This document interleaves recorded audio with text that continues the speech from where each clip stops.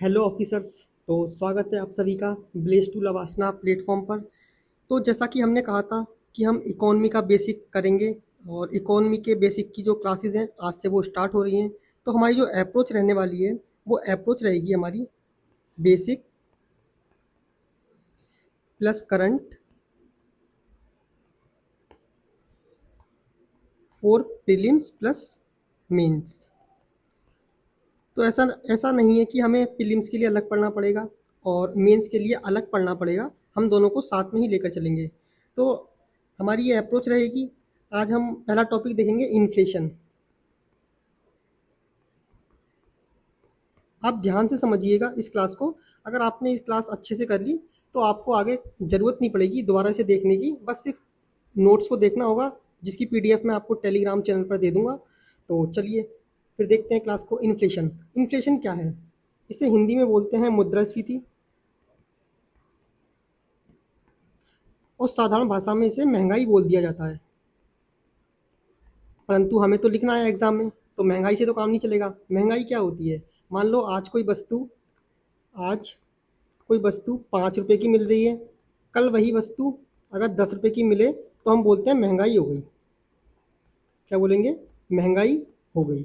लेकिन हमें अगर प्रोफेशनली देखें इसे तो एक्चुअल में है क्या इन्फ्लेशन? इन्फ्लेशन जो है वो टू चीज़ पे लाई करती है। पहली चीज़ है गुड्स एंड सर्विसेज का प्राइस, पहली चीज़। और दूसरी है क्रय क्षमता, इसे इंग्लिश में बोलते हैं परचेजिंग पावर। परचेजिंग पावर, अब ध्यान से समझिएगा इस कॉन्सेप्ट को। आप आपके पास 100 रुपये हैं फॉर एग्जांपल। आप जनवरी 2020 में आपके पास 100 रुपये हैं। आप मार्केट जाते हैं, आप मार्केट जाते हैं, आप 10 रुपये का एक मैंगो खरीदते हैं। तो आपके पास 100 रुपये हैं, 10 रुपये का एक मैंगो है, तो 100 रुपये के कितने हो गए? 10 मैंगो। ठीक है। आप जनवरी 2021 में जाते हैं, आज भी आपके पास 100 रुपये हैं। आप मार्केट में गए, आज जो वैल्यू है वो 20 रुपये पर मैंगो है, तो आपके पास ओनली आएंगे 5 मैंगो। आपने यहाँ एक चीज़ नोटिस की कि पहले जब हम जनवरी 2020 में जा रहे थे मार्केट में तो 10 रुपये का मैंगो था, हम 10 मैंगो खरीद पा रहे थे। और जब जनवरी 2021 में गए तो उन्हीं 100 रुपये से हम केवल 5 मैंगो खरीद पा रहे हैं। उसका कारण क्या है कि जो उसकी वैल्यू थी, प्राइस, वो 10 से बढ़कर 20 हो गई है। तो इसको ही बोलते हैं, अगर हम 100 रुपये में 10 मैंगो खरीद पा रहे हैं तो इसको बोलेंगे हम कि 100 रुपये में 10 मैंगो जो हमने खरीदे वो इसकी क्रय क्षमता है, किसकी? 100 रुपये की। अब 100 रुपये में हम 5 मैंगो खरीद रहे हैं तो ये 100 रुपये की क्रय क्षमता है। तो क्रय क्रय क्षमता घटी या बढ़ी? जब महंगाई बढ़ी तो क्रय क्षमता घटी। महंगाई जब इंक्रीज हुई तो हमारी जो क्रय क्षमता थी वो डिक्रीज हो गई। जब ऐसी स्थिति उपस्थित होती है तो इसको ही बोलते हैं हम इन्फ्लेशन। इस स्थिति को ही क्या बोला जाता है? इन्फ्लेशन या मुद्रास्फीति। अब आपको समझ में आया मुद्रास्फीति क्या है?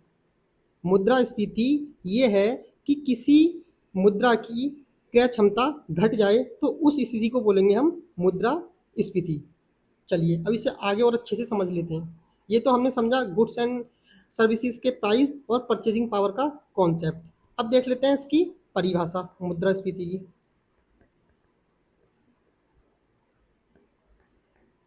मुद्रास्फीति की परिभाषा कुछ नहीं है, बस मूल्य बढ़ने पर क्रय क्षमता घट जाती है। क्रय क्षमता घट जाती है, ऐसी स्थिति को हम मुद्रास्फीति बोलते हैं। मुद्रास्फीति में आपको एक छोटा सा कॉन्सेप्ट है, इसे भी देख लेते हैं। लीगल टेंडर और फियाट मनी का।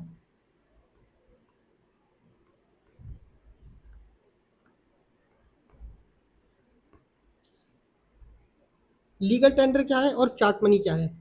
इसको समझने का प्रयास करते हैं। ये दोनों ही सरकार द्वारा मान्य है, सरकार द्वारा मान्य है, ये भी सरकार द्वारा मान्य है, लीगल टेंडर और फियाट मनी भी। दूसरा, ये जो होता है ना लीगली, ये क्या होगा, लीगली बाइंड होगा, यानी कि इसे कानून द्वारा बाध्य किया गया है, बाध्य किया गया है कि ये उस देश में स्वीकार्य होगा, स्वीकार्य होगा, अनिवार्य रूप से, अनिवार्य। अब फियाट मनी क्या है?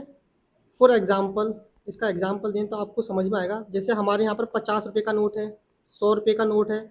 अगर आप मार्केट में जाते हैं तो उसे दुकानदार लेने से मना नहीं कर सकता, दुकानदार लेने से मना नहीं करेगा, मना नहीं करेगा।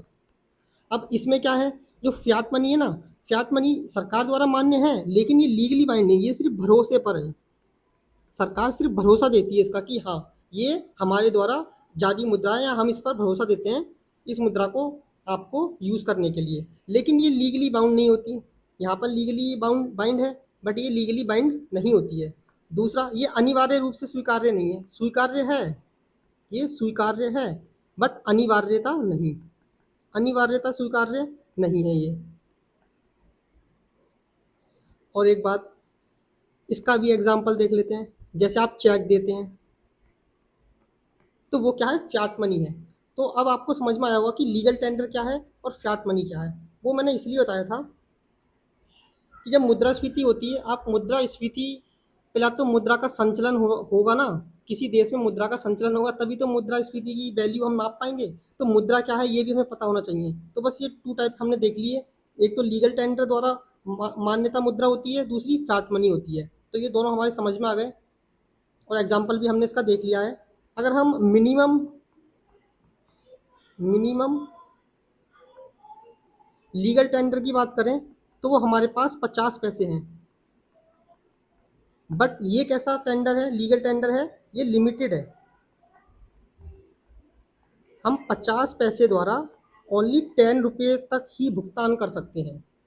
बस इतना कॉन्सेप्ट था लीगल टेंडर और फियाट मनी का। चलिए अब आगे देखते हैं। हम मुद्रास्फीति देख रहे हैं। मुद्रास्फीति हमने पहले देखा, अवधारणा क्या होती है, जब मूल्य में बढ़ोतरी होती है तो हमारी जो मुद्रा की क्रय क्षमता होती है वो घट जाती है, वही मुद्रास्फीति है। इतना हमारे समझ में आ गया है। अब हम देखेंगे इसका प्रभाव कैसे पड़ता है। बचत पर प्रभाव पड़ेगा इसका, बचत पर प्रभाव पड़ेगा। अच्छा आप ही बताइए कि आपकी जो मूल्य, आपका जो 100 रुपये का नोट है वो 10 की जगह 5 ही वस्तु खरीद पा रहा है, ठीक है, 10 की जगह 5 वस्तु खरीद पा रहा है, जो आपके मुद्रा है आपके पास उसकी ये वैल्यू है। तो आप उसे बचाने की सोचेंगे या खर्च करने की सोचेंगे? तो आप उसे खर्च करने का ही सोचेंगे ना, उसकी वैल्यू कम है, उसकी क्रय क्षमता कम है। तो बचत पर क्या प्रभाव पड़ता है कि खर्च अधिक अधिक किया जाता है, बचत नहीं की जाती है। ऐसी स्थिति में जब इन्फ्लेशन होती है तो बचत पर ये प्रभाव पड़ता है। दूसरा, समाज पर क्या प्रभाव पड़ता है, समाज पर प्रभाव। अब फॉर एग्जाम्पल आप ये समझिए, ध्यान से देखिएगा, इसे आप मेंस में यूज़ कर सकते हैं। कोई रिच पीपल है, ये मान लीजिए रिच पीपल है, ठीक है, तो ये क्या करेगा, इसके पास अधिशेष धन होगा। 100 रुपये इसके पास मान लीजिए उपभोग करता है और 100 रुपये इसके पास एक्स्ट्रा भी हैं। तो ये जो 100 रुपये एक्स्ट्रा है इसके पास, अधिशेष है, इसका ये इन्वेस्टमेंट करेगा किसी प्रॉपर्टी में और इसका ये उपभोग करेगा। अब इन्फ्लेशन की स्थिति है आज की डेट में, मान लेते हैं इसके पास ये 200 रुपये थे, इसने 100 रुपये इन्वेस्टमेंट किए और 100 रुपये उपभोग के लिए रखे। अब इन्फ्लेशन आया तो इन्फ्लेशन का इफेक्ट जो है इस रिच पीपल पर भी पड़ेगा। भले ही इसके पास अधिशेष हो, बट जब ये उपभोग करेगा, अगर कोई वस्तु पहले 10 की थी, ठीक है, 100 रुपये की थी और 5% इन्फ्लेशन है तो 105 की इसे आज खरीदनी पड़ेगी ना। लेकिन जो इसने प्रॉपर्टी में इन्वेस्ट किया होगा तो इन्फ्लेशन से क्या होगा, जो उसकी वैल्यू थी वो 100 रुपये से बढ़ के वो 105 हो गई होगी। इन्फ्लेशन की मान लो 5% हुई ना, तो यहाँ पर भी तो इसे 5% का प्रॉफिट हुआ ना। तो इसकी जो वर्थ थी, जो उसके पास वेल्थ थी, वो 105 तो इसकी इन्वेस्टमेंट कर की हो गई, और जो उपभोग करेगा वो भी 105 का लगभग हो रहा है। तो हम क्या देख रहे हैं कि ये जो है यहाँ से मैनेज कर रहा है अपने खर्च को। तो जो रिच पीपल होगा उस पर इफेक्ट कम पड़ेगा, क्योंकि जो उसके पास अधिशेष धन है वो यहाँ मैनेज कर लेगा। दूसरा पुअर पीपल है, ये गरीब आदमी है। अब ये गरीब आदमी है, मान लो रामू है, ठीक है। इस बेचारे के पास 100 ही रुपए हैं जिसका ये डेली ये कमाता है और उसका उपभोग करता है। तो जब इन्फ्लेशन की स्थिति आएगी, पहले ये 100 रुपये से अपने पूरा उपभोग कर पा रहा था, इसकी क्षमता थी 100 रुपये पूरा उपभोग करने की, अपने सारे खर्च पूरे करने की। बट आज भी इसकी 100 रुपये जो है रोजगार की वैल्यू है, यानी कि जो उसे सैलरी मिलती है वो 100 रुपये है, परंतु जो उसका उपभोग हो गया है वो 5% बढ़ने के कारण 105 का हो गया है। तो सबसे ज़्यादा प्रभाव किससे पड़ेगा, जो पुअर पीपल है। अब आपको समझ में आया ये कॉन्सेप्ट। हमने मुद्रास्फीति देखी, मुद्रास्फीति का प्रभाव देखा। अब थोड़ा और समझ लेते हैं हम अपने यूपीएससी के नज़रिए से, जहाँ से क्वेश्चन बन जाते हैं। 3 टाइप के लोग होते हैं इकोनॉमी में, क्रेडिटर्स, ऋणदाता, दूसरे होते हैं डेप्टर्स जो कि कर्ज लेते हैं। तो ये कौन कौन होंगे, ऋण ग्रहीता, ऋण लेने वाले। और तीसरे होते हैं जमाकर्ता, जो अपनी वैल्यू को, जो जो उनके पास वर्थ होती है, मनी होती है एक्स्ट्रा, उसको जमा करते हैं। इसको बोलते हैं हम जमाकर्ता। देखिए फॉर एग्जाम्पल, पहले एग्जाम्पल समझिए फिर आपको ये समझ में आएगा, क्योंकि इकोनॉमी पूरी एग्जाम्पल से ही समझ में आती है। ये क्रेडिटर है, एक व्यक्ति क्रेडिटर है, ये चिंटू, ठीक है। चिंटू एक क्रेडिटर है, ऋणदाता है जो कि उधार देता है। दूसरा है ये अपना मिंटू, ये क्या करता है, लोन लेता है। अब 2020 का ईयर है, चिंटू क्या करता है, 1,000 रुपये मान लीजिए, 1,000 रुपये उधार देता है मिंटू को। उस समय जो 1,000 रुपये की क्रय क्षमता है, खरीदने की क्षमता, मान लीजिए वो 10 स्मार्टफोन की है, कि वो 1,000 रुपये में 10 स्मार्टफोन खरीद सकता है। परंतु जैसे ही 2026 का ईयर आता है और इन्फ्लेशन बढ़ जाती है, इन्फ्लेशन यहाँ पे क्या था, यहाँ इन्फ्लेशन 0 थी, यहाँ इन्फ्लेशन इंक्रीज हो गई, इन्फ्लेशन इंक्रीज हो गई। जैसे ही इन्फ्लेशन आई 2026 में, तो हम क्या पाते हैं कि जो 1,000 रुपये की वैल्यू 10 स्मार्टफोन की थी, वो अब खरीदने की रह गई है ओनली 5 स्मार्टफोन खरीदने की। तो अब हम क्या देखते हैं कि जो मिंटू था उसने जब 1,000 रुपये लोन में लिए होंगे तो वो 10 स्मार्टफोन खरीद पा रहा होगा। परंतु आज 2026 में जब 1,000 रुपये वह चिंटू को रिटर्न करेगा, जब ये इसे रिटर्न करेगा तो इसकी वैल्यू ओनली कितनी होगी, 5 स्मार्टफोन के बराबर। तो आप बताइए प्रॉफिट किसे हुआ, लॉस किसे हुआ। मिंटू को तो प्रॉफिट हो गया, क्योंकि जब इसने वो मनी ली थी तब उसकी कीमत जो थी 10 स्मार्टफोन खरीदने की थी, परंतु आज जो कीमत है ओनली 5 स्मार्टफोन खरीदने की है। तो चिंटू को क्या हुआ, लॉस। इसे क्या हुआ, लॉस, और इसे क्या हुआ, प्रॉफिट। तो जो, अब ऊपर आइए, जो ऋणदाता है उसे इन्फ्लेशन की स्थिति में ऑलवेज क्या होता है, लॉस, और जो ऋण लेने वाला है उसे ऐसी स्थिति में क्या होता है, प्रॉफिट। दूसरा है जमाकर्ता, जमाकर्ता, ये मान लीजिए जमाकर्ता है। तो हमने देखा कि जो क्रेडिटर्स था, ऋणदाता था, उसको लॉस हो रहा है इन्फ्लेशन की स्थिति में, और जो डेप्टर्स है उसको प्रॉफिट हो रहा है, इन्फ्लेशन की स्थिति में। अब जो जमा करता है इस पर क्या प्रभाव पड़ेगा, इसे और देख लेते हैं। चलो, जमा करता है, जमा करता बैंक में अपना जमा करता है पैसा, जो कैश होगा उसका वो बैंक में जमा करेगा। अब इस पर क्या प्रभाव पड़ेगा, फॉर एग्जाम्पल मान लीजिए बैंक रेट, यानी कि जो आप जमा करते हैं उस पे आपको ब्याज कितना मिलेगा, आपको प्रॉफिट कितना होगा, वो 4% है। और इन्फ्लेशन रेट, अभी आप बस इतना ही समझिए कि ये 4% जो है उसकी ब्याज दर है कि इतना आपको जमा करने पर ब्याज मिलेगा। आपने 2020 में 2000 रुपये जमा किए, 2021 में एक साल बाद उस पर 4% आपको प्रॉफिट हुआ, तो 4% का मतलब 80 रुपये आपको प्रॉफिट हुआ, तो आपकी जो वैल्यू हो गई वो 2080 हो गई 2021 में। परंतु 2020 में मान लो जीरो है इन्फ्लेशन, ठीक है, और 2021 में आकर जो इन्फ्लेशन है, ये इन्फ्लेशन है यहाँ पर जीरो है, 2021 में आकर इन्फ्लेशन हो जाती है 5%। तो 2000 आपके पास वैल्यू थी, 2000 आपके पास उस समय रुपए थे, इन्फ्लेशन के कारण 5% इन्फ्लेशन हुई, तो आपको जो उपभोग करना पड़ेगा वो लगभग हो जाएगा, लगभग क्या पूरा हो जाएगा 2100 रुपये का। यानी कि देखिए आपको प्रॉफिट हो रहा 80 का, लेकिन यहाँ पर 100 रुपये का जो है लॉस हो रहा है, कंपेरिजन करें हम 2020 से। तो हम यहाँ क्या देखते हैं कि जब इन्फ्लेशन रेट इंक्रीज हो जाए बैंक रेट से, जो आपको बैंक रेट, ठीक है, जिस पर आपको प्रॉफिट होने वाला था उससे अधिक हो जाए इन्फ्लेशन रेट, तो क्या होता है, जमाकर्ता को लॉस होता है। तो इन्फ्लेशन की स्थिति में क्या होगा, जमाकर्ता को लॉस होगा। अब हमारे पास तीन कंडीशन आ गई, ऋणदाता को लॉस हो रहा है, जो ऋण लेने वाला है उसको प्रॉफिट हो रहा है, जमा करता है उसको भी लॉस हो रहा है। तो इसीलिए तो बैंक में हमने क्या पढ़ा था अभी ऊपर, हमने क्या पढ़ा था अभी देखते हैं, अभी देखा था कि बचत पर क्या प्रभाव पड़ता है, वो बैंक में जमा ही नहीं करता क्योंकि उसे लॉस हो रहा है ना इन्फ्लेशन के कारण, तो इसलिए वो खर्च अधिक करता है, जमा करने की बजाय इन्फ्लेशन की स्थिति में वो खर्च करता है। चलिए अब हम चलते हैं आगे के कॉन्सेप्ट पर। अभी हमें ये समझ में आया कि इसका प्रभाव कैसे पड़ता है डेप्टर्स पर, क्रेडिटर्स पर और डिपोजिटर पर। अब हम पढ़ेंगे कि मुद्रास्फीति के प्रकार क्या होते हैं। तो हम कारण के आधार पर देख लेते हैं, ये सबसे ज़्यादा इंपॉर्टेंट है। कारण के आधार पर मुद्रास्फीति के प्रकार,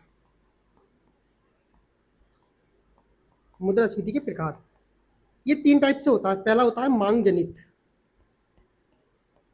दूसरा होता है लागत जनित, और तीसरा होता है संरचनात्मक। संरचनात्मक, चलिए पहला समझते हैं मांग जनित। मांग जनित यानी कि मांग अधिक हो जाती है, मांग अगर अधिक हो जाए पूर्ति से। फॉर एग्जाम्पल आप ये समझिए, ये एक दुकानदार है, इसके पास एक कॉलगेट है, ओनली एक ही कॉलगेट है इसके पास, लेने वाले दो लोग हैं, लेने वाले दो लोग हैं, क्वांटिटी एक है, तो ये क्या करेगा, ये सोचेगा कि इसे प्रॉफिट हो, तो ये जहाँ 10 रुपये का होगा उसे यहाँ 20 रुपये का बेचेगा। अब जिसके पास अधिक पैसा होगा, जिसके पास अधिक पैसा होगा वो इसे खरीद लेगा, वो इसे खरीद लेगा। तो फिर ऐसी स्थिति में क्या होता है, जब मांग अधिक हो जाए पूर्ति से, जब मांग अधिक हो जाए पूर्ति से, तब भी इन्फ्लेशन की स्थिति आ जाती है। ऐसा कब कब हो सकता है, इसके पीछे कारण क्या क्या हो सकते हैं कि मांग बढ़ रही है, मांग बढ़ने के कारण क्या क्या हो सकते हैं। या तो फिर आय में बढ़ोतरी हो जाए, लोगों की आय बढ़ जाए, आय इंक्रीज हो जाए, पहला।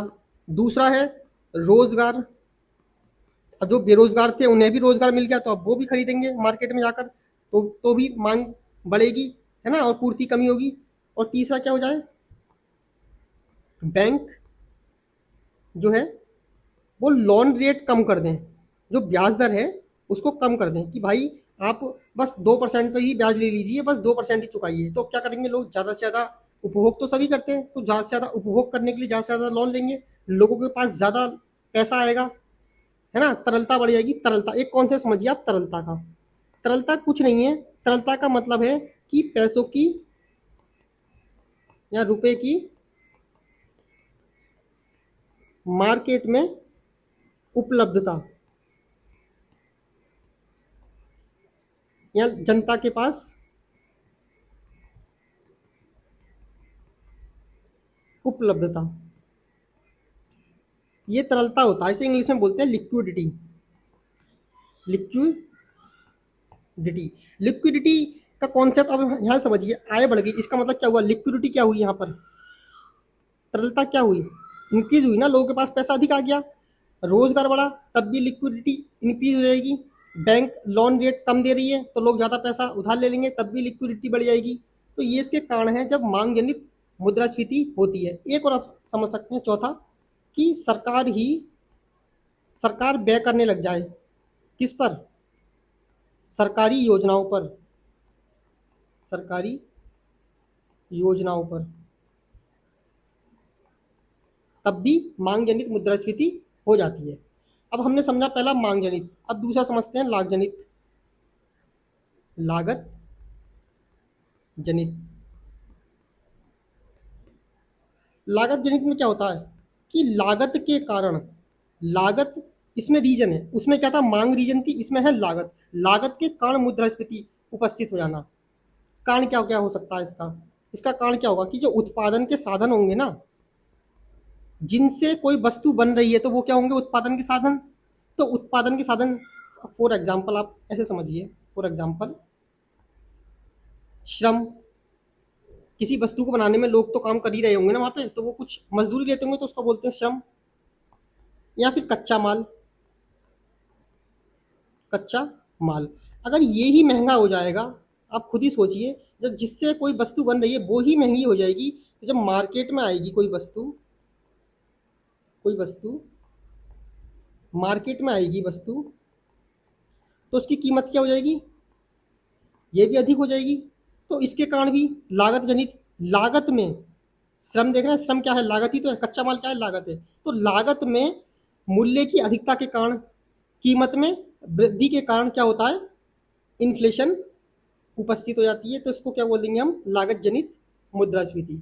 अब इसका, इसे आयतित मुद्रास्फीति भी बोलते हैं, इसे आयतित मुद्रास्फीति बोलते हैं। वो कब बोलते हैं, आयतित इन्फ्लेशन कब बोलेंगे इसे, जब जैसे पेट्रोल है, हम पेट्रोल का क्या करते हैं, इंपोर्ट करते हैं ना।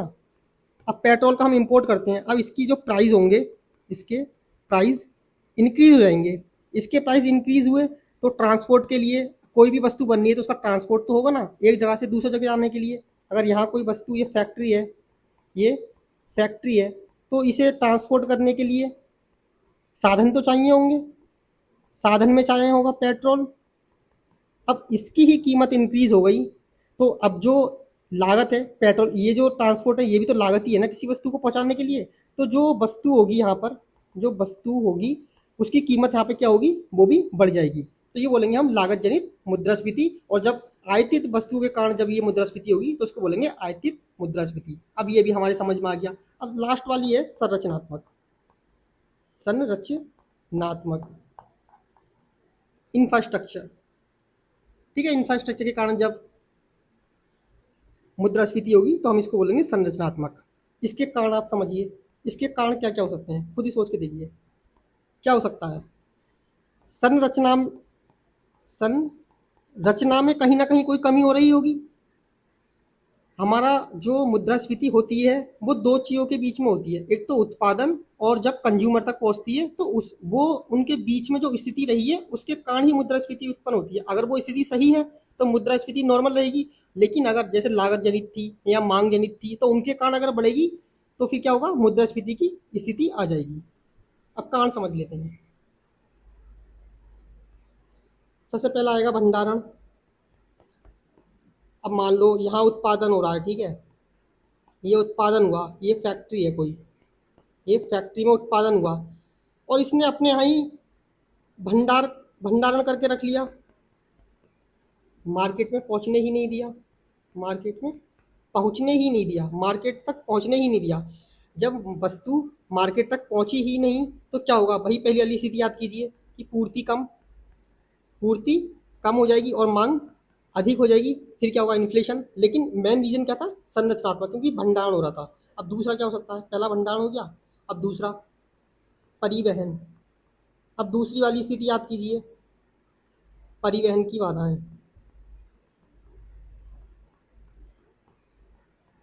अब परिवहन, परिवहन में कोई बाधाएं आ रही होंगी, जैसे ट्रांसपोर्ट है, क्लियर नहीं हो पा रहा है, बाजार तक फिर से पूर्ति नहीं हो पा रही है, फिर मांग अधिक होगी, है ना, फिर पूर्ति की कमी आएगी यहाँ से। मांग अधिक होगी, फिर इन्फ्लेशन आ जाएगा। लेकिन मेन रीजन क्या हुआ कि परिवहन में बाधाएं आ रही थी, तो हम परिवहन को मानेंगे, संरचनात्मक हुई ना, भंडारण भी संरचना में आएगा, परिवहन भी। और काला बाजारी भी हो सकता है इसमें, काला बाजारी है ना, काला बाजारी हो सकता है, जमाखोरी हो सकता है। मान लो कुछ लोग हैं जो उत्पादन बिंदु है, वहां से माल लाकर अपने पास इकट्ठा कर लें। वहां से क्या लाएं? गुड्स को लाएं और इसे इकट्ठा कर लें अपने पास। क्या करें? इसे इकट्ठा कर लें अपने पास, मार्केट में पहुंचने ही ना दें। मार्केट में पहुंचने ही नहीं दिया गया।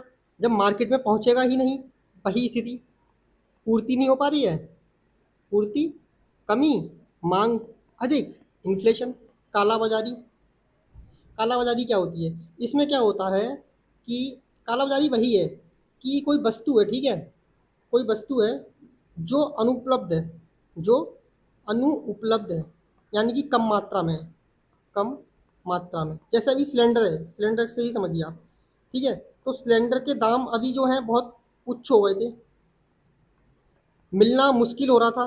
तो लोग क्या करेंगे कि कहीं जहाँ सिलेंडर आसानी से मिल रहे होंगे ना, जो मीडिएटर वगैरह होते हैं, वो क्या करते हैं कि वो काला बाजारी करना स्टार्ट करते हैं, ब्लैक मार्केट जिसे बोलते हैं। तो जैसे मान लीजिए सरकार द्वारा जहाँ वो 1000 में मिल रहा होगा, अब लोगों को तो ज़रूरत है, तो ये क्या करेंगे, ये बेचेंगे 1100 रुपये का।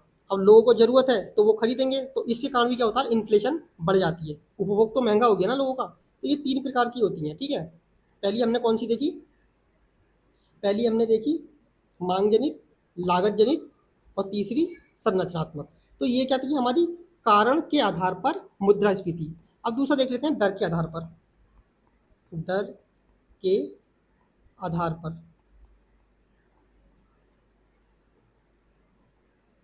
दर के आधार पर मुद्रास्फीति। अब इसे समझ, तो हमने कारण के आधार पर मुद्रास्फीति देखा, अब दर के आधार पर देख लेते हैं। ये 4 टाइप की होती है दर के आधार पर। पहला हम आधार देखते हैं इसका, तो इसको बोलते हैं क्रीपिंग, क्रीपिंग मुद्रास्फीति। दूसरा रहेगा walking, walking inflation. And third रहेगा runway, runway inflation. And fourth रहेगा hyper inflation, hyper inflation. Creeping मुद्रास्फीति क्या है? क्रीपिंग मुद्रास्फीति कुछ नहीं है, जब इन्फ्लेशन रेट, जब इन्फ्लेशन रेट 3% से कम रहे, 3% से कम रहे, तो क्या होता है, क्रीपिंग मुद्रास्फीति। ये कहाँ पाई जाती है? यूएसए में, विकसित अर्थव्यवस्थाओं में, विकसित इकोनॉमी में ये जो होती है क्रीपिंग मुद्रास्फीति पाई जाती है। अब दूसरी और इम्पोर्टेंट हमारे लिए दूसरी क्या है, वॉकिंग। वॉकिंग में क्या होता है, जब इन्फ्लेशन रेट, जब आईआर इन्फ्लेशन रेट 3% से 10% के बीच में हो, 3% से 10% के बीच में हो, तो हम बोलेंगे इसे कि वॉकिंग इन्फ्लेशन है। ये कहाँ पे पाई जाती है? ये मोस्टली पाई जाती है विकासशील अर्थव्यवस्थाओं में, विकासशील अर्थव्यवस्थाओं में। फॉर एग्जाम्पल, इसका अगर हम एग्जाम्पल लें तो इंडिया। वॉकिंग इन्फ्लेशन जो है वो कहती है कि ठीक है, अब जो विकासशील अर्थव्यवस्थाएं हैं उनके लिए इम्पोर्टेंट तो है, लेकिन ये संकेत भी देती है कि अब आपको जो इन्फ्लेशन है उसको कंट्रोल में लाना चाहिए। तो इंडिया, जैसे इंडिया है, ठीक है, तो इंडिया ने कंट्रोल में लाने के लिए क्या क्या टारगेट रखा कि 4 ± 2%, ये जो है उसका इन्फ्लेशन रेट का टारगेट रखा गया कि इसके अंडर रखनी है हमें। 4 ± 2 से क्या है कि 2%, मिनिमम 2% रहे और मैक्सिमम 6% रहे, क्या, इन्फ्लेशन रेट। तो ये हो गई हमारी वॉकिंग इन्फ्लेशन। अब देखते हैं तीसरी, तीसरी होती है जब 10% से और 30% के बीच में स्थिति आ जाए। ये क्या है, इन्फ्लेशन रेट 10% से 30% के बीच में आ गई है। अब ये संकेत हो गया कि भाई ये नियंत्रण से बाहर जा रही है, नियंत्रण से बाहर जा रही है, क्या, इन्फ्लेशन नियंत्रण से बाहर हो गई है, आर्थिक संकट आने वाला है। आर्थिक संकट अब कभी भी आ सकता है, तो ये इसका संकेत देती है। रनवे इन्फ्लेशन कब होगी? जब इन्फ्लेशन रेट 10% से 30% के बीच में हो। ये स्थिति कैसी है? कि नियंत्रण से बाहर है और आर्थिक संकट की स्थिति है। आर्थिक संकट पूरी तरह से संकेत दे रही है आर्थिक संकट के। अब चौथी है हाइपर, जब 30% से भी अधिक हो जाए, जो इन्फ्लेशन रेट है वो 3% से भी अधिक हो जाए, तो ऐसी स्थिति में क्या होगा? Hyper inflation. ये इसको बोलते हैं हम कि जो स्थिति है आर्थिक स्थिति है वो संकटमय हो चुकी है। कैसी हो चुकी है? संकटमय। तो ये हमने देखा 4 प्रकार की दर के आधार पर। क्रीपिंग मुद्रास्फीति, रनवे इन्फ्लेशन, रनवे को आप हिंदी में लिख सकते हैं भागती हुई। हाइपर को आप क्या लिखेंगे? हाइपर के लिए चरम लिख सकते हैं कि चरम स्थिति में पहुंच गई है, चरम मुद्रास्फीति। और वॉकिंग तो रेंगती हुई, आप इसे समझ ही सकते हैं। रेंगती हुई नहीं, सॉरी, चलती हुई मुद्रास्फीति समझ सकते हैं। अब आगे चलते हैं हम। इससे संबंधित कुछ इन्फ्लेशन से रिलेटेड कुछ प्रकार भी होते हैं इसके, या फिर इससे संबंधित आप अवधारणाएं मान सकते हैं। पहली अवधारणा है डिफ्लेशन। इसे इंग्लिश में आप जितना ध्यान रखेंगे ना, आपको प्रीलिम्स में बहुत हेल्प मिलेगी। हिंदी में नाम जो होते हैं कंफ्यूज करते हैं, तो हम देखेंगे पहले डिफ्लेशन। इसे हिंदी में भी लिख देता हूँ, इसे बोलते हैं अपस्फीति। इसे हम लिख लेते हैं हिंदी में भी, अपस्फीति इसे हम बोलते हैं। अब ये क्या होती है? जब वस्तु प्लस सेवा, इसमें क्या होता है कि जो वस्तु और सेवा है ना, इसके मूल्य में निरंतर कमी होती है। ये कमी कैसी होती है? निरंतर कमी। अब समझिए, जैसे ये मैंगो है, इसकी कीमत 80 रुपये है 2020 में, फिर 2021 में हो जाती है 60 रुपये कीमत, 2022 में हो जाती है 40 रुपये कीमत। तो हम यहाँ क्या देख रहे हैं कि निरंतर कमी हो रही है, लेकिन कमी किस में हो रही है? वस्तु और सेवा मूल्य में। ठीक है, ये कोई दर वगैरह किसी में या इन्फ्लेशन रेट में कमी नहीं है। आप ध्यान से समझिएगा, ये वस्तु के मूल्य में कमी है कि 80 रुपये की मिल रही थी, फिर 60 रुपये की, फिर 40 रुपये की। तो हम इसके कारण क्या क्या हो सकते हैं, ये किस कारण से हो सकती है, ये समझना भी जरूरी है। यहाँ तो जो अर्थव्यवस्था है ना अपनी, अर्थव्यवस्था में क्या हो? तरलता में, जो हमने ही पढ़ा था लिक्विडिटी, तरलता में कमी आ जाए, या फिर बेरोजगारी बेरोजगारी अधिक हो जाए, उपभोग मांग में भारी कमी आ जाए, और लोग खरीद ही नहीं रहे हैं तो सोचेंगे कि सस्ते में बेच दो, इसमें कमी आ जाए। अति उत्पादन हो जाए, उत्पादन इतना हो गया है कि खरीदने वाले कम हैं और उत्पादन ज़्यादा है, तो ऐसी स्थिति में ही सस्ता माल बिकता है। तो ऐसी स्थिति में क्या होगा? डिफ्लेशन होगा। अब समझ में आया डिफ्लेशन क्या है? वस्तु और सेवा मूल्य में निरंतर जब कमी होती रहती है, तो ऐसी स्थिति को बोलते हैं हम अपस्फीति। ये क्या है? इन्फ्लेशन का अपोजिट है, अपोजिट है ये इन्फ्लेशन का। तो हमने डिफ्लेशन देखा, अब हम देखते हैं डिसइन्फ्लेशन। डिसइन्फ्लेशन वो डिफ्लेशन था, और ये डिसइन्फ्लेशन दूसरा। तो इसे हम हिंदी में बोलते हैं अवस्फीति। ठीक है, अब ये कब होता है? ये होगा मुद्रास्फीति। अब हम समझ गए कि मुद्रास्फीति क्या होती है। जब मुद्रास्फीति की जो दर है उसमें निरंतर कमी आए। वहाँ क्या हो रहा था? देखो डिफ्लेशन में क्या हो रहा है, ध्यान समझिएगा, वस्तु और सेवा मूल्य में निरंतर कमी हो रही है। और मुद्रा जो डिसइन्फ्लेशन है, इसमें क्या हो रहा है? मुद्रास्फीति की दर में निरंतर कमी हो रही है। जैसे फॉर एग्जाम्पल मान लीजिए कि 2025 में 8% है, 2026 में घट के हो जाएगी 6%। यानी कि सबसे पहले समझिए, किसी वस्तु की कीमत 100 रुपये है, तो 2025 में 8% इन्फ्लेशन थी, तो ये हो रही थी 108 रुपये की। टोटल जो इसकी कीमत पड़ रही थी हमें उपभोग, वो 108 रुपये का पड़ रहा था। और आज 100 रुपये, वही वस्तु 100 रुपये की है, और जो आज इन्फ्लेशन रेट है वो 6 है, तो ये अब 106।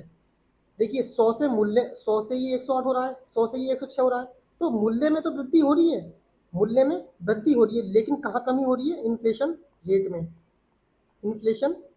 में। तो हमें यही ध्यान रखना है कि डिसइन्फ्लेशन में जो होता है, मुद्रास्फीति की दर में निरंतर कमी होती है, और जो अपना डिफ्लेशन है उसमें वस्तु और सेवा मूल्य में निरंतर कमी हो रही है। हम देख लेते हैं तीसरा, ये हमारे हो गए। तीसरा देख लेते हैं। तीसरा, तीसरे में हम देखेंगे, अब स्फीति हो गया हमारा और ये हो गया। तीसरा हम देख लेते हैं स्टेग इन्फ्लेशन, साथ में देख लेते हैं सारे के सारे। स्टेग स्टेगफ्लेशन। स्टेगफ्लेशन में क्या होता है, हमने अभी पढ़ा था बेरोजगारी। बेरोजगारी क्या होगा, जब लोगों के पास रोजगार ना हो, बेरोजगारी।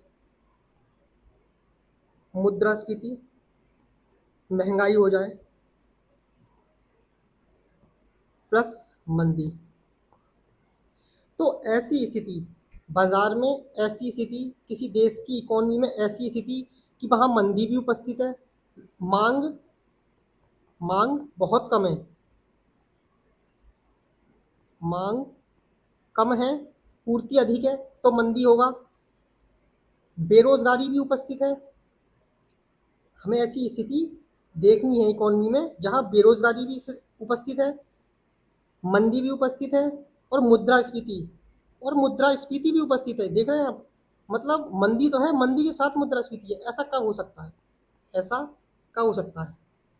ऐसा ऐसा उपस्थित होने की स्थिति में हम देखेंगे कि जमाखोर उपस्थित हो जाए, कच्चा माल महंगा हो जाए, कच्चा माल महंगा हो जाए, मंदी है ठीक है, बेरोजगारी है ठीक है, लेकिन मुद्रास्फीति किसके कारण हो रही है? जमाखोरी के कारण। जमाखोर उपस्थित है, वस्तु को पहुंचने ही नहीं दे रहे हैं, कच्चा माल महंगा हो गया है, यानी कि जिससे वस्तु बन रही थी वो भी महंगी हो गई है। तो एक तो बेरोजगारी है, मंदी भी है, ऊपर से मुद्रास्फीति भी उपस्थित है। तो ऐसी स्टेज को हम बोलते हैं स्टेगफ्लेशन। इसी के साथ हम समझ लेते हैं एक कॉन्सेप्ट को, वो होता है flip curve. Flip curve, flip curve क्या है? इसे सबसे पहले तो इस तरह समझिए कि ये स्टेग इन्फ्लेशन का अपोजिट है। ये जो होता है ना, जैसे हम 1 अपॉन में करके लिखते हैं ना, तो उसका मतलब होता है कि इस जो ये वाली वस्तु है, जब हम 1 अपॉन में करके लिखते हैं तो वो उसका अपोजिट है। ये जो होता है ये प्रपोजनल का साइन होता है। अगर सीधे लिखा हुआ है तो वो प्रपोजनल है, अनुक्रमित है। और जब ऐसे 1 अपॉन में लिख देते हैं तो उसको बोलते हैं व्यक्रमित। यानी कि ये अगर ये बढ़ेगा तो ये घटेगा, ये घटेगा तो ये बढ़ेगा, या फिर ये इसका उल्टा है। इस तरीके से हम समझ सकते हैं। तो ये स्टेगफ्लेशन है। इसे हम कैसे समझेंगे, वो हम समझेंगे इनके कर्व से। हम वो समझेंगे इनके कर्व से। चलिए, यहाँ पे क्या हो रहा था, बेरोजगारी के साथ साथ क्या था, मुद्रास्फीति। लेकिन यहाँ क्या होगा, फिलिप्स आप बोलते हैं कि जब बेरोजगारी होती है ना, तो उस समय मुद्रास्फीति कम हो जाती है। जब बेरोजगारी बढ़ती है तो क्या होता है, मुद्रास्फीति कम हो जाती है। वो ये इन्होंने क्या सोच के कहा होगा ऐसा? ये सोच रहे होंगे कि जब बेरोजगार लोग हैं, ठीक है, उनके पास पैसा तो है नहीं, वो खरीदेंगे नहीं। खरीदेंगे नहीं तो जो बाजार में, मार्केट में जो वस्तु है वो अधिक होगी, वो अधिक होगी।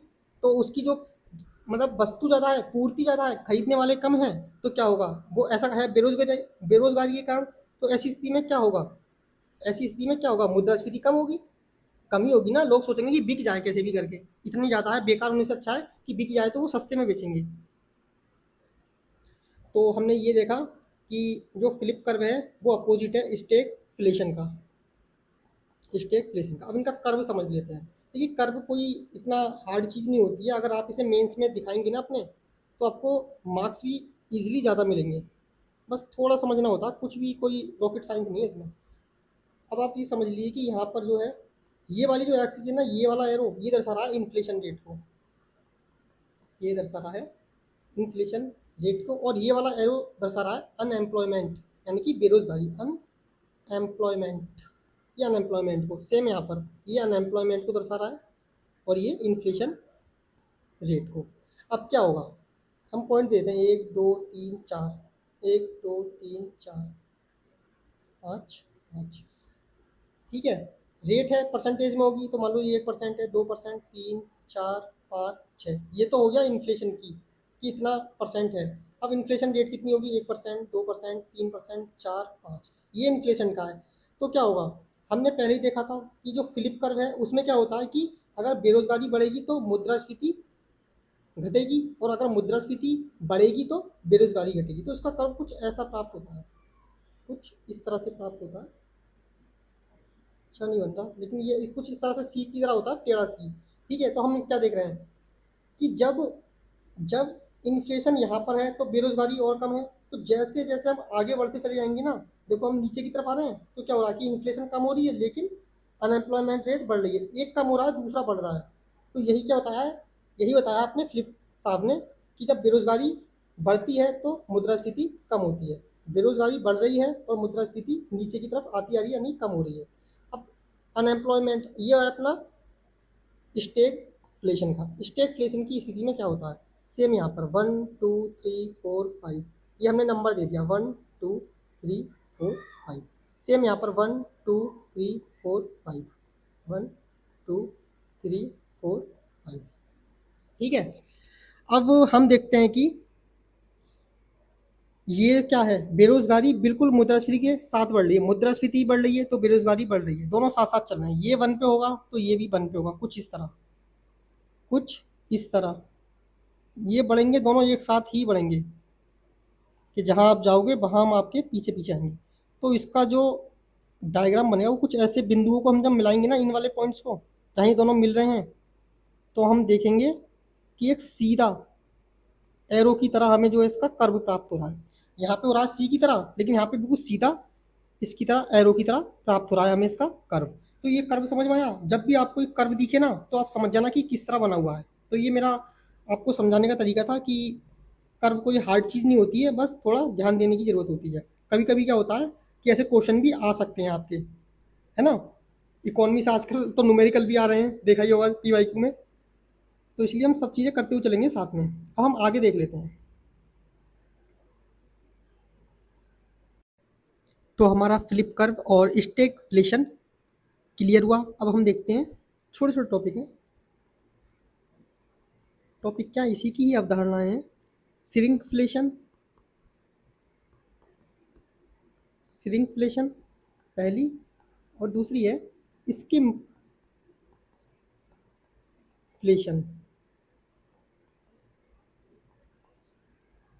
इसको आपको ध्यान रखना है दो चीज़ों से।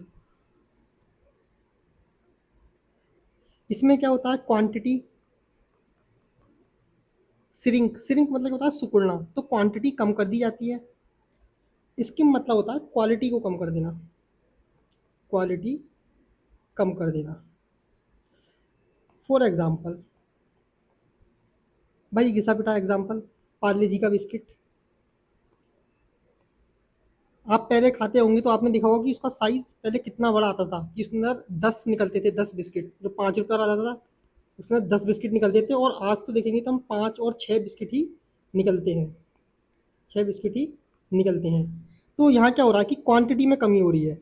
यहाँ उन्होंने प्राइस तो 5 ही रखा है, 5 रुपये ही रखा है प्राइस, आज भी 5 रुपये ही है, लेकिन क्या कर दिया, क्वांटिटी कम कर दी है। तो इसको बोलेंगे हम श्रिंक, यानी कि सिकुड़ गई है। तो इसको क्या करते हैं हम, क्वांटिटी से देखते हैं, क्वांटिटी कम होना मतलब स्किम, श्रिंकफ्लेशन। अब स्किम्प में क्या होता है, क्वालिटी कम कर देते हैं। फॉर एग्जाम्पल, आप छोले भटूरे खाते हैं, ठीक है, छोले भटूरे खाते हैं, तो वो आपको 50 रुपये के दो देता है, 50 रुपये के दो देता है, लेकिन वो किस में बना रहा है, आज की डेट में बना रहा है, मान लीजिए वो रिफाइंड में, रिफाइंड थोड़ा महंगा रिफाइंड ऑयल में बना रहा है, ठीक है। लेकिन क्या होता है, कुछ दिनों बाद, कुछ समय पश्चात महंगाई बढ़ती है, लेकिन आज भी वो 50 के दो भटूरे दे रहा है, लेकिन वो रिफाइंड की जगह किसका यूज़ कर रहा है, पाम ऑयल का, पाम ऑयल का। तो यहाँ क्या हुआ कि उसने जो प्राइस थे सेम रखे, लेकिन क्वालिटी कम, क्वालिटी से समझौता किया, क्वांटिटी उतनी ही है, यहाँ पे क्वांटिटी कम हो रही है, लेकिन यहाँ पे क्वांटिटी उतनी ही है, लेकिन क्वालिटी से समझौता हो रहा है। तो इसको बोलेंगे हम स्किमफ्लेशन। तो ये समझ में आया, श्रिंकफ्लेशन और स्किमफ्लेशन क्या क्या होता है। तो हमारी अब जो इन्फ्लेशन के सारी अवधारणाएं हैं वो लगभग सभी कंप्लीट हो चुकी हैं। तो हम बेच प्राइस स्पाइरल और देख लेते हैं, बेच प्राइस स्पाइरल। बेच प्राइस स्पाइरल क्या है, चक्रीय संबंध है एक तरीके से इन्फ्लेशन की स्थिति में, चक्रीय संबंध। चक्रीय संबंध, इसे समझने का थोड़ा थोड़ा सा ध्यान दीजिए, इसमें ज़्यादा टफ नहीं है ये। जैसे क्या होगा, ये मजदूर है, ठीक है, ये मजदूर है, ये मजदूर क्या कहता है कि मेरी मजदूरी बढ़ाइए, मतलब जो उसकी श्रम लागत है वो उसको बढ़ाने के लिए कहता है, 100 से कहता है कि 150 कर दीजिए। तो ठीक है, 100 से 150 कर दी जाती है। अब इसका श्रम बढ़ा तो जो वस्तु है, वस्तु की कीमत की कीमत में क्या होगा, वृद्धि होगी। श्रम क्या, एक तरीके से हमने देखा ही था, ऊपर की लागत था, ठीक है। तो लागत में जब वृद्धि होती है तो वस्तु की कीमत में वृद्धि हुई, ठीक है। अब वस्तु की यहाँ से ये यहाँ पर आया, अब वस्तु की कीमत में अब ये यहाँ पर आएगा मार्केट में। अब जैसे ही ये मार्केट में पहुंचेगी वस्तु, जो मुनाफा भी तो कमाएंगे ना लोग इस पर, कोई दुकानदार वगैरह होगा वही तो मुनाफा कमाएगा। तो यहाँ पे जो वस्तु की कीमत थी और वृद्धि हो गई, वस्तु की जो गुड्स है उसके प्राइस में और वृद्धि हो गई। इसे खरीदेगा कौन अब मार्केट से, यही मजदूर खरीदेगा। अब मजदूर खरीदेगा, इसे ही मार्केट से मजदूर खरीदेगा। तो अब ये क्या कहेगा फिर से, अब इसका जो उपभोग है वो महंगा हो रहा है, तो अब ये फिर से कहेगा, किससे कहेगा, इस फैक्ट्री मालिक से, कि मेरी वेजेस और बढ़ाइए, वेजेस बढ़ाइए। तो सेम, फिर वेजेस बढ़ाएगा, ये वेजेस बढ़ाएगा, फिर लागत में वृद्धि होगी, तो फिर मार्केट में पहुंचेगा, मार्केट भी दुकानदार दुकानदार कमाने की सोचेगा, तो वहां भी वृद्धि बढ़ेगी, फिर मजदूर के लिए महंगा पड़ेगा। तो इस तरीके से जो महंगाई का दुष्चक्र है वो चलता रहता है। तो ये चक्रीय संबंध है, ठीक है, इन्फ्लेशन में। तो ये भी हमें ध्यान रखना है। और एक और छोटा सा कॉन्सेप्ट है, मुद्रास्फीति कर। वास्तव में जो मुद्रास्फीति कर है ना, वो कोई कर नहीं है, कोई कर नहीं है। अच्छा, हम कब, कर जो होता है, कर हम कब देते हैं, मान लीजिए हमारी जो इनकम है इस पे गवर्नमेंट टैक्स लगाती है, कहती है कि भाई आपको 5% देना पड़ेगा। तो मान लीजिए आपकी इनकम है 100, आप 5% दे रहे हैं टैक्स, तो -5 करना पड़ेगा, टैक्स दे रहे हैं वो आपके पास तो नहीं आएगा। तो आपको जो प्राप्त हो रहा है वो 95 हो रहा है, ठीक है। अब ऐसी समझ लीजिए, ये ऐसी स्थिति है, पहली वाली ऐसी स्थिति है जब इन्फ्लेशन नहीं है, ठीक है, कर देना पड़ा है। अब मान लीजिए कि इन्फ्लेशन है 5%, आपकी इनकम है 100, ठीक है, 5% इन्फ्लेशन है, 100 है। इसका मतलब क्या हुआ कि जो आप वस्तु पहले 100 रुपये की, 100 रुपये की कोई वस्तु थी, ठीक है, आप 100 रुपये मान लीजिए 10 kg कोई चीज़ खरीद पा रहे थे, मान लीजिए 10 kg गेहूँ खरीद पा रहे थे। तो आज क्या होगा, इन्फ्लेशन 5% बढ़ जाएगी, तो अब ये जो गेहूँ 100 रुपये के थे वो आप कितने के हो जाएंगे, 105 के हो जाएंगे। लेकिन आपकी इनकम क्या है, 100 ही है, और गेहूँ कितने के होगा, 105 के। तो यहाँ पे एक तरीके से कोई कर तो नहीं लगाया गया आपसे, लेकिन इन्फ्लेशन बढ़ने के कारण वो आपको 5% एक्स्ट्रा महंगा आपका उपभोग हो गया। तो इसी को बोलते हैं मुद्रास्फीति कर, कोई कर नहीं है, बस मुद्रास्फीति के कारण जो है आपको अतिरिक्त पे करना पड़ता है। तो मुद्रास्फीति की हमारे सारे कॉन्सेप्ट्स क्लियर हो गए हैं और समझ में आ गए हैं। अब हम देखते हैं कि मुद्रास्फीति को, जो मुद्रास्फीति है उसकी गणना करने के लिए कुछ सूचकांकों का प्रयोग किया जाता है। उन सूचकांकों को हम देख लेते हैं। मुद्रास्फीति की गणना करने हेतु कुछ सूचकांकों का प्रयोग किया जाता है।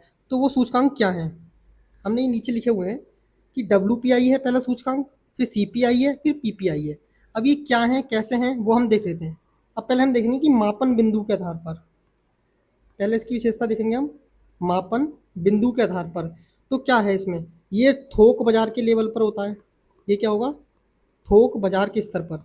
WPI का मतलब whole whole price index, whole से मालूम पड़ा कि थोक बाजार के स्तर पर। ये अंतिम बिंदु है, ये अंतिम बिंदु पर। खुदरा दुकान, जब आप दुकान से कोई चीज़ खरीदते हैं तो वही खुदरा दुकानों पर, ठीक है, खुदरा मूल्य है CPI। और तीसरा है PPI, जो कि फैक्ट्री के गेट पर जहां उत्पादन हो ही रहा है, जहां पर वस्तु बन ही रही है, फैक्ट्री के गेट पर या उत्पादन स्तर पर हम इसे मान सकते हैं कि उत्पादन स्तर पर। ये तो हो गए हमारे मापन बिंदु की, किस बिंदु पर इनका मापन किया जाता है। अब दूसरा देखेंगे कौन इन्हें जारी करता है। तो WPI को कौन जारी करता है, वाणिज्य एवं उद्योग मंत्रालय, वाणिज्य और उद्योग मंत्रालय करता है। इसे NSO जारी करता है, सांख्यिकी एवं कार्यक्रम कार्यान्वयन मंत्रालय, NSO द्वारा जारी किया जाता है। ये अभी भारत में हुआ तो नहीं है, लेकिन करेगा तो उसे कौन करेगा, या तो DPIIT करेगा या फिर नीति आयोग के अंतर्गत कार्य समूह, नीति आयोग के अंतर्गत कार्य समूह। तो हमने क्या देखा कि मापन बिंदु जो है इसे कौन जारी करेगा, कौन जारी करेगा? डब्ल्यूपीआई को वाणिज्य एवं उद्योग मंत्रालय जारी करेगा, सीपीआई को एनएसओ और पीपीआई को डीपीआईआईटी। अब हम अगला बिंदु देख लेते हैं। तीसरा है हमारा कि इसमें शामिल क्या क्या चीज़ें होती हैं। शामिल क्या क्या है इसमें? तो ओनली होंगी गुड्स। ये ओनली क्या करता है? गुड्स को शामिल करता है। इसमें गुड्स प्लस सर्विसेज, सीपीआई में गुड्स प्लस सर्विसेज, इसमें भी गुड्स प्लस सर्विसेज, इन दोनों में गुड्स प्लस सर्विसेज। बस जो हमारा होल प्राइस इंडेक्स है उसमें ओनली क्या होता है, जो गुड्स हैं ओनली गुड्स होती हैं इसके अंदर। अब इसकी कर संरचना कैसी है, किन करों को शामिल किया जाता है? तो चौथा हम देखेंगे कर संरचना क्या है इसकी। कर संरचना क्या है इसकी? तो इसमें जो थोक व्यापारी होते हैं, थोक व्यापारी द्वारा चुकाए गए कर इसमें अंदर शामिल होते हैं। चुकाए गए कर, चुकाए गए कर। जब जो थोक व्यापारी हैं जब माल खरीदते होंगे तो उस पर कुछ कर देते होंगे, ठीक है? तो जो उनके द्वारा कर चुकाए जाते हैं वो उसके अंदर शामिल किए जाते हैं। इसमें भी, इसमें क्या होता है?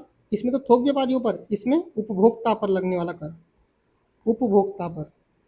लाइक जैसे जीएसटी लगता है, हम कोई चीज़ खरीदते हैं जीएसटी लगता है ना, वैल्यू एडिड टैक्स लगता है, तो ये उपभोक्ता पर लगते हैं। इसमें कर शामिल नहीं होते हैं क्योंकि ये तो उत्पादन बिंदु पर है ना, ये तो अभी बाहर ही नहीं निकला है ना, फैक्ट्री पर ही है, तो इस पर कर नहीं लगता है, यहाँ कर शामिल नहीं किए जाते हैं।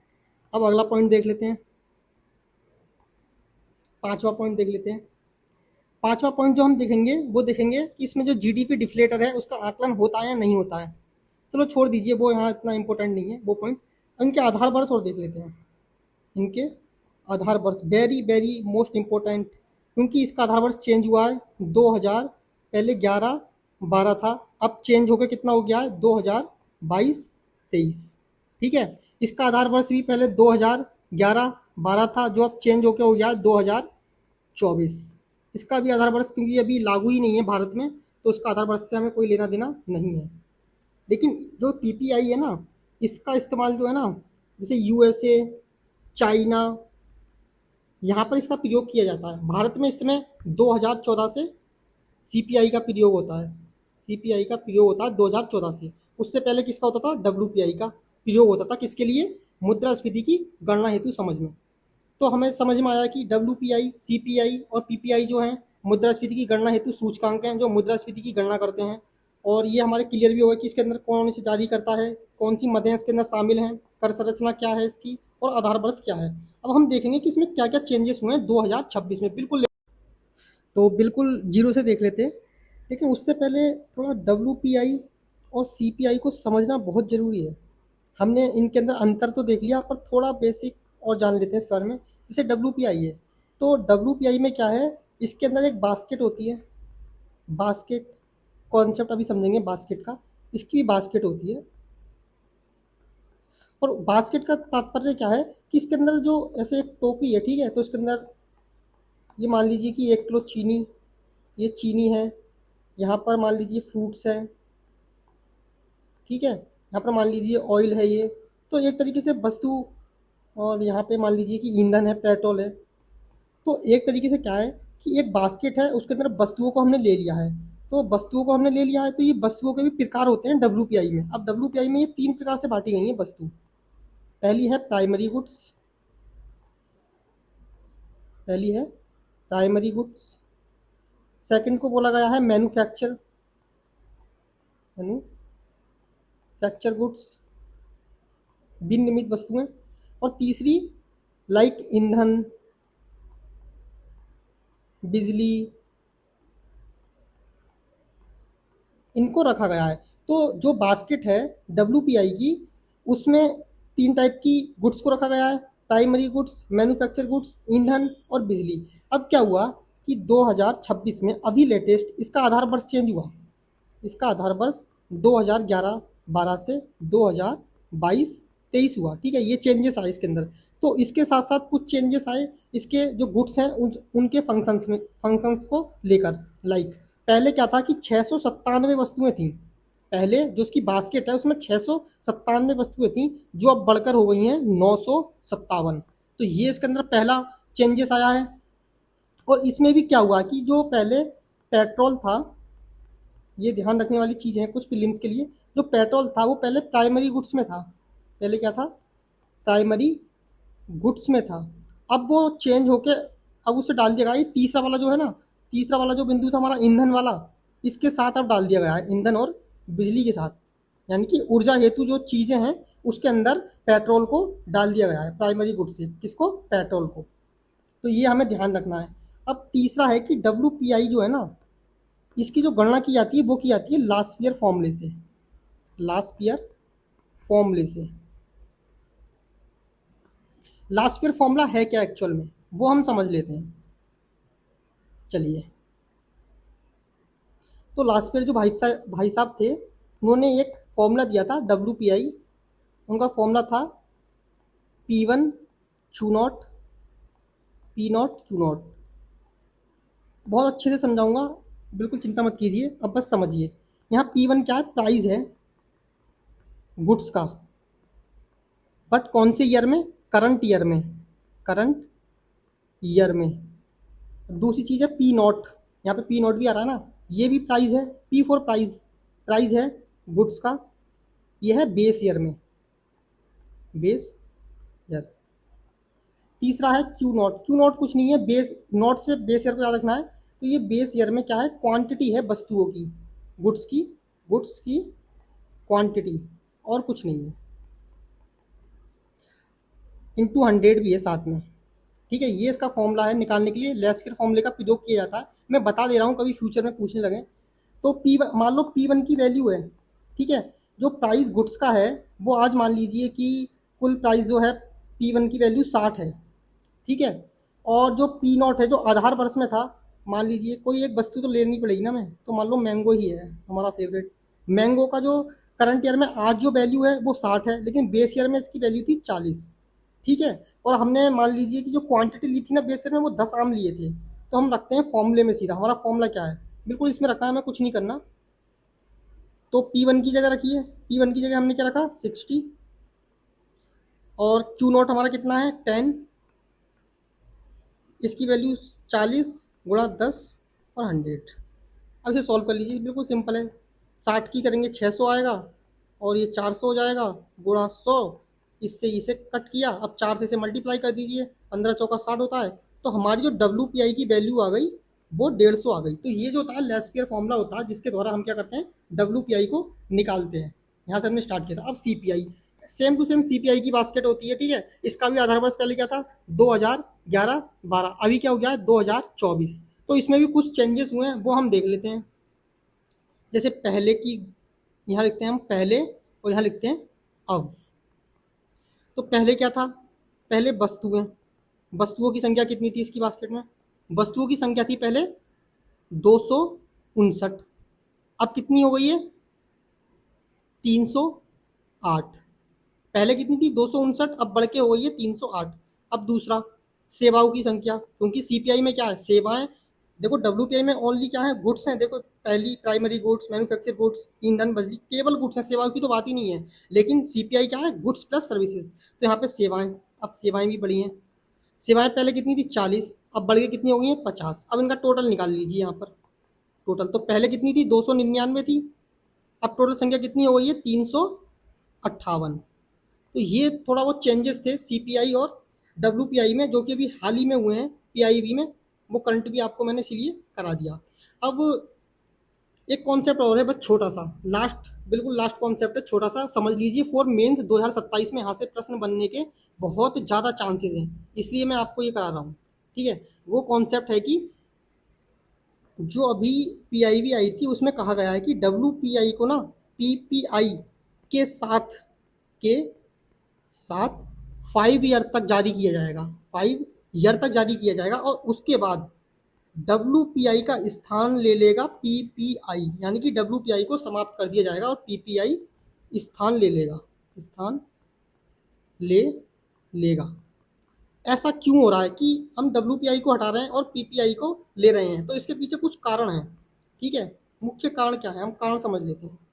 मुख्य कारण बहुत इंपॉर्टेंट कॉन्सेप्ट है, सीधा क्वेश्चन देखने को मिल सकता है। पहला है सेवा क्षेत्र का समावेशन, सेवा क्षेत्र का समावेशन, ठीक है। हमने क्या देखा था, WPI में क्या था, ओनली गुड्स, और PPI में क्या होता है, गुड्स प्लस सर्विसेज। तो पहला कारण तो यही हो गया, है ना। अब बताइए, जो हमारी इकोनॉमी है उसमें 50% हिस्सा है किसका, 50% हिस्सा है किसका, सर्विसेज का, और वो यहाँ पर है ही नहीं WPI में। तो गणना करते हुए त्रुटि तो हो रही होगी, सही से गणना नहीं हो पा रही होगी, तो इसीलिए हम PPI को ले रहे हैं। और दूसरा है डबल काउंटिंग से बचाव हेतु, डबल काउंटिंग से बचाव, बिल्कुल अच्छे से समझिए इसे, ये पॉइंट्स आपको रटे हुए होने चाहिए। अगर एग्जाम में आ जाए सीधे लिखते हैं आप कौन कौन से कारण है, सेवा क्षेत्र का समावेशन, दूसरा है डबल काउंटिंग। डबल काउंटिंग क्या था कि जब हम WPI के थ्रू गणना करते थे ना किसी वस्तु की कीमत की, मान लीजिए कपास है, ठीक है, केवल कपास की कीमत है 10 रुपये, फिर हमने धागा बनने के लिए दिया इसे, तो हमने इसकी कीमत बढ़ के हो गई 12 रुपये, और फिर जब इससे कपड़ा बनाया तो उसकी कीमत हो गई 40 रुपये। तो हम क्या करते हैं WPI में इन तीनों को ही जोड़ लेते हैं, इन तीनों को ही जोड़ लेते हैं। अगर हम तीनों को जोड़ लेते हैं तो फिर हमारी टोटल जो कीमत निकल कर आती है वो कितनी आती है, 62 रुपीज़। 40, 10, 50 और 12, 62, तो टोटल जो आया 62। लेकिन एक्चुअल में 62 थोड़ी है। और PPI में हम क्या करेंगे, PPI में हम क्या करेंगे, केवल संवर्धित मूल्य को जोड़ेंगे, केवल जो संवर्धित मूल्य होगा ना हमारा उसको ही जोड़ेंगे। बहुत इंपॉर्टेंट है, ध्यान दीजिएगा। संवर्धित मूल्य में क्या होगा, सेम कपास की कीमत 10 रुपये है, अब धागा बनाने के लिए देंगे तो हम यहाँ पे पूरी कीमत नहीं जोड़ेंगे, केवल जो धागा बनाने में सेम लगा +2 हम केवल वही जोड़ेंगे। और तीसरा है कपड़ा, अब कपड़ा बनाने में कितना लगा, 10 और 2 12, मान लीजिए कपड़ा बनाने में जो लागत आई वो 28। अब हम इन सबको जोड़ेंगे तो हमारी कितनी आएगी टोटल वैल्यू, 40। तो ये 40 देखो, यहाँ जो कपड़ा बन के फाइनल हो रहा था यहाँ इन सबको जोड़ा जा रहा था, लेकिन यहाँ सिर्फ फाइनल वैल्यू की ही जो निकल के आई है एक्चुअल में वह जोड़ी जाती है। तो इसीलिए हम PPI को ले रहे हैं WPI की जगह। तीसरा तीसरा हम समझेंगे लागत दबाव को समझना, लागत दबाव को समझने हेतु भी इसका प्रयोग किया जा रहा है। अब वो क्यों किया जा रहा है वो ही समझ लेते हैं। जो PPI है अपना, PPI, इसमें क्या होता है, PPI इनपुट और PPI आउटपुट, ये दो हिस्सों में बटा हुआ होता है। अब PPI जो इनपुट है ना वो बिल्कुल लागत के स्तर पर है, लागत के स्तर पर जब वस्तु बन के तैयार हो गई, और इस ये PPI जो आउटपुट है वो जब बाजार में पहुंची तब। तो हम लागत के स्तर पर ही देख लेंगे। मान लीजिए कोई वस्तु 40 रुपये की बन रही है 2021 में, और वो 2022 में बढ़ के 60 रुपये की हो गई, तो हमें यहाँ मालूम पड़ जाएगा ना कि लागत में ही वृद्धि हो रही है, इसलिए वस्तु महंगी हो रही है। तो लेकिन WPI में क्या है, WPI में तो थोक लेवल पे होता है, व्यापार जो होता है थोक लेवल पे होता है। तो हम ये जो गणना कर रहे हैं ना यहाँ पर लागत वाली, वो यहाँ अनुपस्थित होती है। तो ये भी एक कारण है कि लागत दबाव को समझने हेतु हम जो है PPI का इस्तेमाल कर रहे हैं। अब चौथा समझ लीजिए, चौथा पॉइंट, चौथा है कि हम वैश्विक मानकों के अनुकूल हो जाएंगे, वैश्विक मानकों के अनुकूल हो जाएंगे, वैश्विक मानकों के अनुकूल हो जाएंगे। WPI का सिर्फ भारत में प्रयोग होता है, बाहर नहीं होता है। लेकिन हम देखेंगे कि बाहर जो होता है USA, चाइना, यूरोप, तो इन सब जगह जो होता है इसका प्रयोग होता है। और जब IMF जो डाटा देता है हमें, जब हम इससे तुलना करते हैं तो ये PPI का इस्तेमाल करते हैं इन्फ्लेशन रेट के लिए, हम करते हैं CPI का, है ना, CPI WPI का प्रयोग करते हैं हम। तो क्या होता है, जो हम वैश्विक लेवल पे उनसे सरोकार नहीं बना पाते, उनके साथ नहीं चल पाते, उनसे अलग रहते हैं। तो हम अगर हम जब PPI को अपना लेंगे तो हम जो है वैश्विक लेवल पे जो भी इन्फ्लेशन रेट होगी उनके साथ हम तुलना कर पाएंगे, अपनी इकोनॉमी की तुलना कर पाएंगे, इकोनॉमी की। तो यही रीजन है कि हम जो है 5 साल बाद WPI की जगह PPI को क्या बोलते हैं, चेंज कर देंगे या उसका स्थान दे देंगे। तो आप बताइएगा कि आज की क्लास कैसी रही, और आपको अगर कुछ भी त्रुटि लगती है तो बताइएगा, मुझे मैसेज कीजिएगा। मैं इस वीडियो का लिंक जो है टेलीग्राम, जो पीडीएफ होगी इसकी, उस टेलीग्राम का लिंक डिस्क्रिप्शन में दे दूंगा, तो वो आप देख लीजिएगा। ठीक है, धन्यवाद।